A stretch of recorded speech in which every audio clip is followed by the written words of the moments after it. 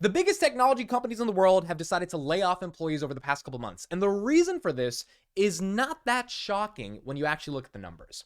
Here that I'm about to show you is a chart, and this chart indicates why big tech companies have had to lay off employees. And after we analyze this chart, we'll talk about why they hired them in the first place. If you look at Facebook, which is now known as Meta, employees, they've done about 11,000 layoffs. If you see in 2018, they had 36,000 employees. A lot of employees for a company. By 2022, they had 87,000 employees. This was after the COVID pandemic, 2021, explosion of talent and workers and money that went into the market. Facebook obviously felt that they needed more content moderators, they needed more programmers, they needed more people to manage the network. So they increased their employment by about 144%, the bulk of it happening during 2020-21. Then you look at something like Google, 99,000 employees in 2018, almost 100,000 people working for one company. That increased 89% to 187,000 people by 2022. Again, the bulk of it happening in 2020, 2021. Microsoft had 131,000 people. They increased that by 69%. To 221,000 people in 2022. And Apple, which is why I mentioned aren't doing as many layoffs, or really not doing any layoffs, went from 132,000 to 164,000. Now, Apple stock, I believe, has appreciated more than pretty much all of these companies since 2018. Apple being the most valuable company here at a $2.5 trillion market cap, but they only increased the headcount by 24%. They were being much, much more conservative with what they were trying to do, whereas Google, Microsoft, and Meta simply did not do the same. And as a result for that, they now have to get rid of their employees. Now, a couple of reasons of why these tech companies did this in the first place, and then we'll analyze why Apple probably won't have to do massive amounts of layoffs and why they didn't have to deal with this. First, when you are a technology company, one of your biggest things that you're scared about is startups competing and taking your lunch. Now, I'm not saying Google is crying every day about all the new technology startups that are created, or Meta, and they're like super scared, they're shivering, but things happen.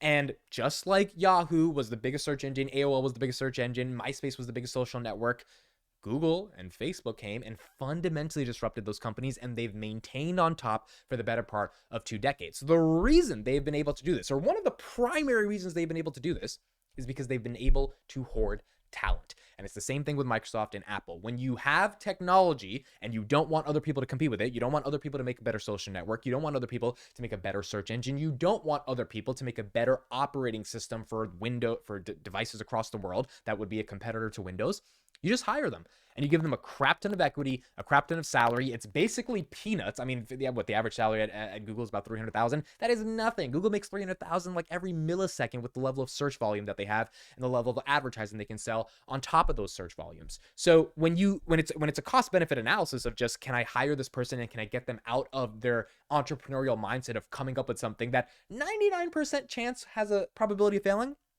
that 1% probability of it winning, that disrupts all of us, or we have to pay another 500 million just to acquire them, I'd rather give them 300,000 and let them have a nice little office view and have cheap snacks that they can have for free and not worry about anything, versus a startup that competes with us. So I think this was the primary reason. 2020 and 2021, we saw an explosion of liquidity into the markets, stimulus checks, the Fed with quantitative easing, which means a lot of people simply felt a little bit more like optimistic that they could start their own thing, including myself. I started my startup. We recently raised $330,000 for it. I started it in November 2020 when it was just an idea, and it's grown since then. But I mean, the optimism was there over the past 2 years when we had the pandemic and the time to even think about an idea, to the point where I decided to take the risk and decided to go for it. And so I think there's a lot of people out in the world that are also building startups and technology. And if they have the ability to technically create it from a coding perspective, if Google, Amazon, or Facebook could just offer you a bunch of money, and you don't have to worry about that. You don't have to go through the struggles of building a startup, which is very painful. It's very rewarding, but it's very painful. And,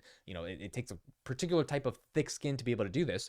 Then I think most people would rather just not start the startup and rather just take this money. And Google, Amazon, Microsoft, they basically took advantage of this during when times were good, when interest rates were low, and they just gave a boatload of money to people, stopped them from pursuing their dream, hired more. You don't need 150,000 people to run a search engine. It is complicated, I agree. It's not like you need 5 people. But 100, look at something like Spotify. They did layoffs yesterday, 6.8% of their staff. They have 9,800 people working on a music app.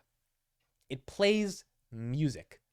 That's what it does. It plays music. You just don't need that many people to build something where you press play and it plays the music. And I'm not being, I'm being a little facetious here, but I know there's other parts of the business that matter. But at the end of the day, your core working staff does not need to be that big to be able to do something like this. And that's what shareholders have been saying as well. Most shareholders have been asking Google and Facebook to do even more of a decline. One of the biggest shareholders yesterday that manages Google, who's worth about $7.9 billion, he said, you need to cut another 20,000 people. It was like, you don't need 150, you don't need that many people. You're now at 175, down from 187. You only need about 150 to run this thing. And as a result of that, Google, from firing 11,000 employees or 12,000 employees, saved $2.5 billion in operating expenses. Now, they've done $57 billion of share buybacks over the past couple of years. So obviously, they've been trying to show to shareholders, hey, we're buying back our stock, which means we think our stock is cheap. And we've let go of $2.5 billion worth of expenses that should free up a little bit more operating cash for us to do what we need to do. Granted, Google isn't a company that needs more cash on their hand. They have plenty of cash. But it shows the fact that these big tech companies are doing what's in the interest of shareholders, at least now where interest rates are rising and where profitability becomes the main concern, and mainly growth, because these companies are very profitable. The question is, how well can they grow? Now, why did Apple not have this problem? Apple, to me, did not have the issue of hiring these many employees for sort of one core reason. They already have a monopoly and they really don't have to worry. Apple, no one's competing with the App Store. I mean, no one's really competing with the iPhone. The MacBook is, yeah, there's tons of laptops that have competition, but the MacBook has placed at such a premium price that when you buy a MacBook, you're locked into that ecosystem for, forget years, decades. And as a result of that, you're willing to upgrade every single time. Apple has built a business model that some could argue is better than a search business model, because literally the consumer brand authority and leverage they've created over people that are willing to buy their products necessitates that they just aren't worried about that much competition. I mean, they barely do acquisitions. The last major acquisition I remember is they bought Beats One from Dr. Dre, which is about $3.2 billion. And they made a hell of a business selling cheap headphones from China for a massive premium. So as a result of that, I think Apple doesn't feel like they have that much competition. Additionally, the reason I think Apple is not hiring that many employees is because when they release a product, they take their time. The VR headset was supposed to come out like a year ago. Now it's going to be maybe in the later half of 2023. They're going to price it at around $3,000, which is kind of insane. I don't know who's going to pay that, but a lot of people will end up paying that. And so as a result of that, Apple doesn't really need to worry at the end of the day of hiring a ton of people, because they know they're going to take their time with releasing a product. They'll let all their competitors release their crappy products first. They'll learn of the mistakes from those, and then they'll release their product, which you just don't need that many people working on. You need people that have a lot of time to work on it. So you get the best of the best talent, which is kind of what Netflix does as well. They try to get the best talent, and then they give them the room to just do what they need to do, so they don't have to worry about hiring tons and tons and tons of people to be able to do these things. Additionally, Apple doesn't have that many content moderation problems. You know, Facebook, they have to hire people because there's a trillion amount of pieces of content posted every second to their website. Same thing with Google, with searches and YouTube. So you need people to moderate a lot of that stuff that's happening. Microsoft has that with LinkedIn. And so as a result of that, if you need people to moderate all that stuff, you need a lot more employees. You need a lot more employees managing all the code for storing all that stuff in the infrastructure.